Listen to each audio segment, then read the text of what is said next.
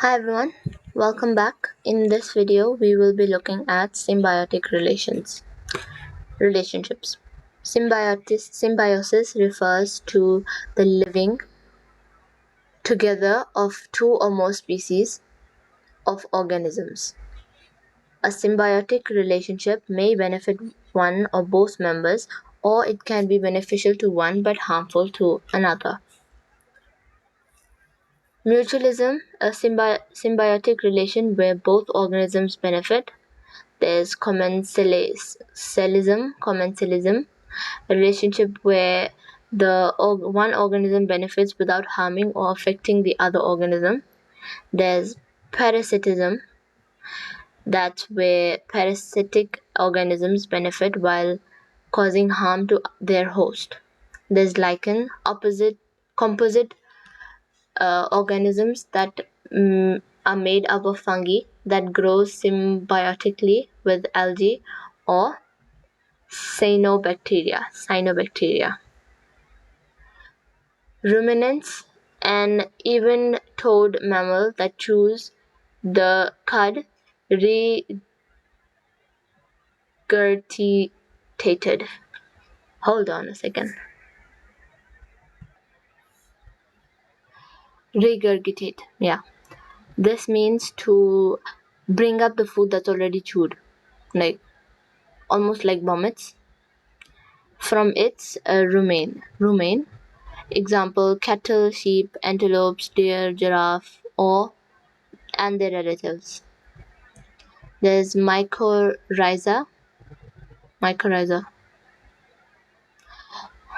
Symbiotic associations of fungi with the roots of the tree. Three types of symbiosis occur. There's mutualism, there's commensalism, and there's parasitism. Parasitism meaning one species benefits while harming the other. Commensalism means one species benefits while the other one does not benefit, nor is it harmed. Mutualism is both organisms benefit.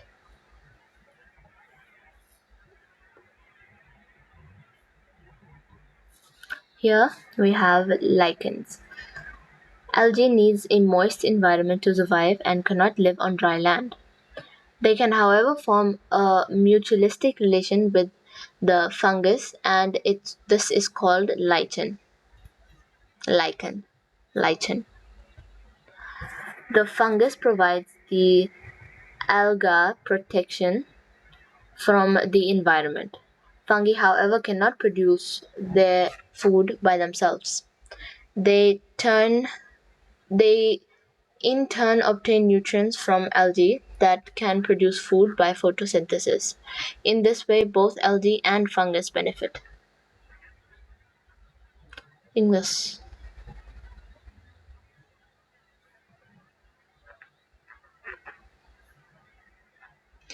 Relationship between nitrogen-fixing bacteria and plants. Higher plants require nitrogen to manufacture protein. Plants cannot use nitrogen directly from the atmosphere. Plants require nitrogen in the form of nitrates. Some soil bacteria can convert free nitrogen to nitrate that can be used by plants. Nitrogen-fixing bacteria live in special nodules in the roots of leguminous plants. Example, i.e., pod-producing plants such as beans and peas.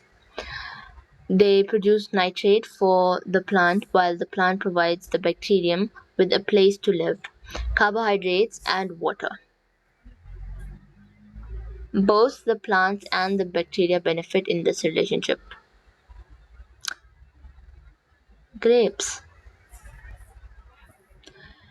Relationship between E. coli and the human intestine. Not all the bacteria found in the intestine are harmful. Mutualistic bacteria such as Escherichia coli or E. coli, I prefer saying it E. coli, live on the undigested remains of the food in the gut and in turn take vitamin K, which can be used by humans.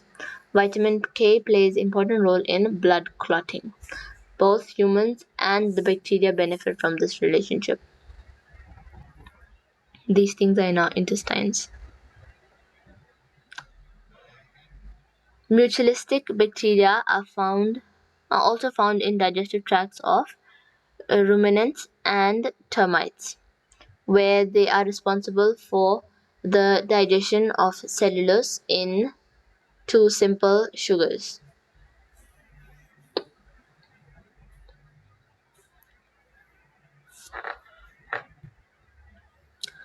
Mycorrhizal fungi and the roots of higher plants. Filamentous fungi, known as the mycorrhizous fungi, can penetrate and become associated with the roots of higher plants. The fungi increase the absorption surface area of the roots. The fungus in turn gets sugar from the plants. Symbiosis in general. Here's a link. You can watch this link. I'll leave it in the description. That's it for today. If you have any questions, comment down below and please don't forget to like and subscribe. It'll help a lot. Thank you.